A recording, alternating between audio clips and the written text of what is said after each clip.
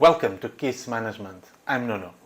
The objective is that by the end of the video you have learned a framework to make business decisions, but also go through an example later on for you to understand how to apply it.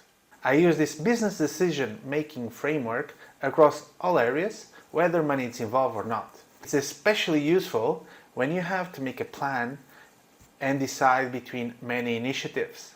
The components are, you set objectives, you look at effectiveness, you look at efficiency, you look at risk management, and finally you do an assessment on return on investment. I'll be making separate videos on each of these components as part of my series on decision making. Finally, you can find the link to the presentation in the video just down in the description. Let's get started. So, the framework actually has one of my favorite sayings. So this is an expression I use all the time. First, you need to do the right things. Second, you need to do things right.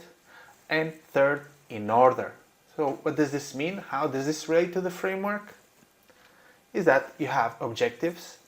Once the objectives are set, and here it's very important that the objectives are set, then the first step is that you look at the effectiveness of what you want to do, of the initiatives you want to do. Second, you look at the efficiency. So you want to make things better, cheaper, faster. Number 3 is that you set things in order. For that you have two ways. One is through risk management. The second one through return on investment. This framework is relevant for 3 reasons. The first one, it helps you decide. When you are in business, making decisions is fundamental. So this framework can help you make better decisions and more of those. The second reason the framework works is it's not only about the money. So this framework is broad enough to consider different aspects from time, effort, and also people satisfaction, as an example. Finally, it's very flexible. You can consider both quantitative and qualitative type of context and level of detail. Now let's look at each of the components. When it comes to effectiveness, to do the right things, you basically want to be working on things that are in line with objectives. This is relevant because it helps you on what to focus on, what's in line with your objectives. The second part, you get to align people. You have objectives, which hopefully it has been commonly agreed, and then you work on things aligned with these objectives so that everyone can go in the same direction. So how do you do it? First of all, set objectives. Second, if you have the objectives, you can derive initiatives from them, or as alternatively, you can also have already a bunch of initiatives, for example, that you brainstormed, then afterwards you try to see if they match each of your objectives. Efficiency, doing things right. So here it's about making something better, faster, cheaper. And it's relevant. This helps improve your organization by making it better, faster, or less costly, to lower your cost base. Why is it relevant? It helps improve your organization, not just financially, but overall, the customer experience, as well how you manage operations, etc. And in the same way, you can energize people because you have to involve people and make them part of the journey. And ideally, make them part of defining where should you get better. And how do you do it? You look for waste. Waste, as defined in the lean type of philosophy, is any sort of activity that does not add value to the customer, or in other words, an activity that the customer would not be willing to pay for. And here you have 8 proposals on how to search for waste. I will also be making a separate video to go deeper on this topic. So the next thing is you identify what needs to get done. From the waste that you see, you propose ways to address it, or also you might have other ideas where there is not necessarily waste, but you think that that activity could be done better. Let's look at in order. So for in order we have 2 things to consider. One of them is risk management and then return on investment. Risk management is basically a process to manage risks. What is a risk? It's an impact multiplied by probability. So this is very useful. Think of risks of these two dimensions. Why do you want to do it? So you want to avoid firefighting. Firefighting, it's one of the worst things that happens in daily professional lives because you are just reacting. The second reason is normally prevention is cheaper than actually dealing with problems. Look at the pandemic, which has been going on for over 2 years. It could have been cost-wise and also in terms of service, etc., being better managed if it had been taken into account as a risk. So how do you do risk management? The first thing is you identify risks. The second, you have to rate them. And then I'll show you how. The third, you have, based on those ratings, you prioritize and then detail counteraction. Return on investment. What is it? It's basically what you want to have is you get more than what you invest.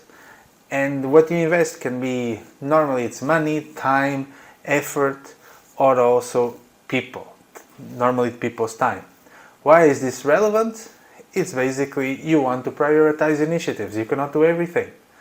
Right? So you need to prioritize normally the ones that are going to give you a better return. Okay, and finally, you align people. Don't forget, you never work, or you almost never work alone.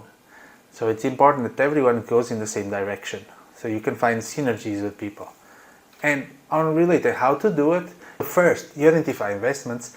Second, you rate the return to the investment. And third, you prioritize and you get started. Now we'll get to put our theory into practice through an example. The context is you are part of the finance department. Your company is planning objectives and also the initiatives for next years. Bear in mind the economy and the industry that you're part of are booming and they are healthy. So what are the objectives that came out of this planning? So first, increase working capital by 10%. Second, increase profit margin to 20% from 10%. Third, increase the finance department job satisfaction to 80% from the current 60%. Now let's look at the first part, which was effectiveness and efficiency. And also we'll introduce a risk. So the first thing is you map the objectives and now you start thinking, what are my initiatives behind each of effectiveness, efficiency, or risk? When it comes to working capital growth by more than 10%, we saw that in effectiveness we want to incentivize receivables with price discounts. From an efficiency perspective, we want to stop the free coffee perk to employees. And finally, on the risk, small customers don't pay. Now let's look at profit margin. On the effectiveness side, we shift from owning to leasing buildings. Here, we skip efficiency for argument's sake. You don't always have the 3 points behind each objective.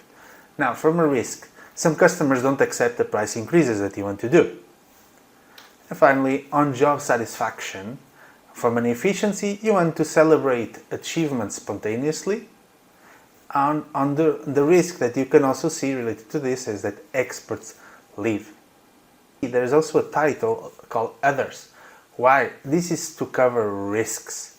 For example, here the risk is that the financial reporting legislation might change. Now that we've done doing the right things and doing things right, so effectiveness, efficiency, when we already introduced some risk elements, let's now look at the third part, which is proper risk management and return on investment assessment. Here I'm showing you a matrix that I normally use. In one hand you have the probability, on the other hand you have the impact. Remember the definition of risk: impact times probability. To make things easier, I already split the matrix into quadrants, and the colors mean the following. When the risk is relatively low, that means that probability is low to medium, or the impact is low to medium, you do nothing. So in green. If the risk is very high, this means impact is high and also probability is high, I suggest that you avoid completely that initiative. And what do you have in the middle? it's the so-called mitigation. Mitigation normally means reduction of the risk. So now, what you do, you've labeled the risks that we've identified before, you place them on the matrix, right? And now you have to decide how to handle it. Let's take the example of risks 1 and 3. So small customers don't pay and experts leave. The handling action is to do nothing, because you evaluate or you see that they are in the quadrant of doing nothing.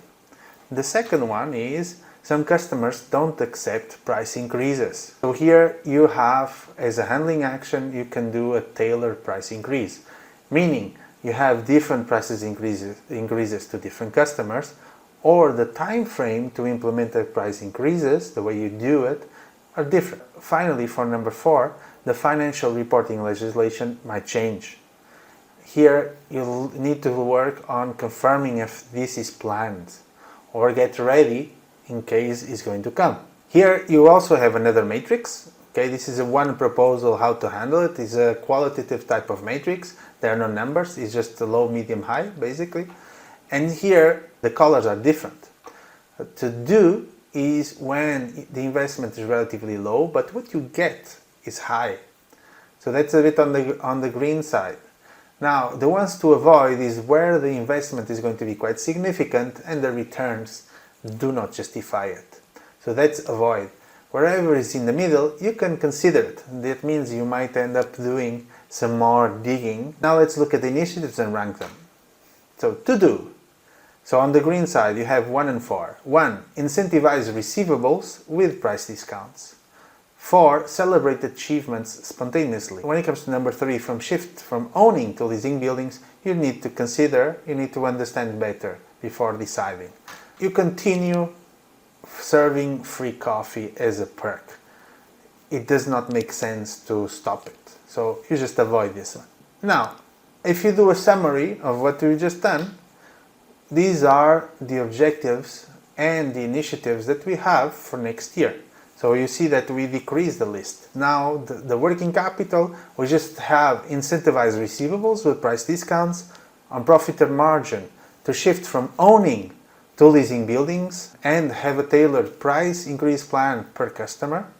And on the job satisfaction, you celebrate achievements spontaneously. And we keep others. So here we confirm if any financial reporting legislation change is planned. And don't forget, there will be more videos coming related to decision making. Until next time.